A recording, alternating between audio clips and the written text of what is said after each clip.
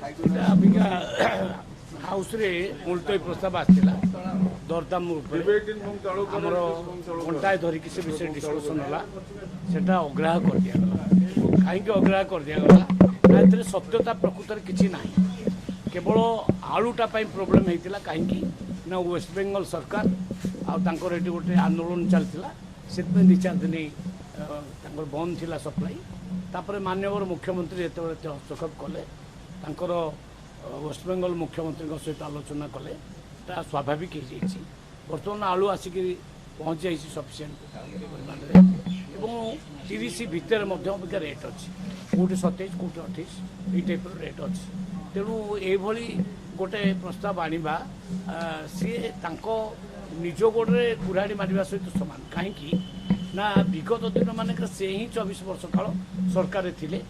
24 वर्ष भितर से किसी करना ना कृषि को पानी देइछंती ना भल बिहन जोगे ना कोल्ड स्टोर कर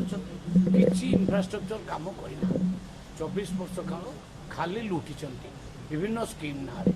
आम से कथा स्पष्ट भाव में आज कहलु करूँ तो आम करूँ मोहन सरकार करेंगे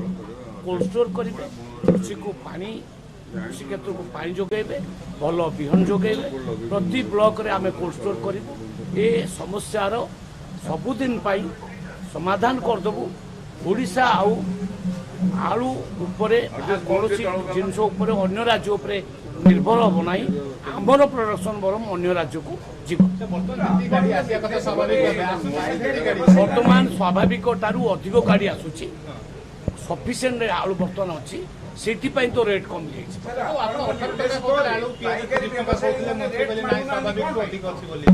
ना रेट जिते देखिए आप गत वर्ष टाइम यही रेट थिला याठू अधिका रेट बरम थिला यही वर्ष टिके परिया पत्र रेट हुए कहीं ना लोक मैंने आमिष खाती ना टे श्रावण मास कारण से परियाड़े माड़ हुए टिके स्लाइट रेट बढ़ी ना आमर आखरा जो वेस्ट बेंगल आलू सफिसीयंट आमको दब आर भी आवश्यकता अच्छी से नदेले नुकसान से बहुत गाड़ी सफिसीयंट गाड़ी आस सारा हिसाब ना सबू कोल्ड स्टोर गुड़िक सबू गोदाम गुड़िक भर्ती रेट भी संतुलित आहरी रेट कम नाई आम आलू ठू नहीं अन्य जिन फटो अबिका देदेवी 450 जगह काली चढ़ होती अनेक जगह फाइन भी जी इलिगाल काम कर आक्रमण हम चढ़ हम कार्यानुष्ठान ग्रहण कर इलिगाल काम जमी होर्डिंग जमी मुनाफा करी अधिक मुनाफा रखा ये कले आम निश्चित भाव में एक्शन 45-50 ये मिथ्या अच्छी सत्य हूँ 30 तलू को आलू अच्छी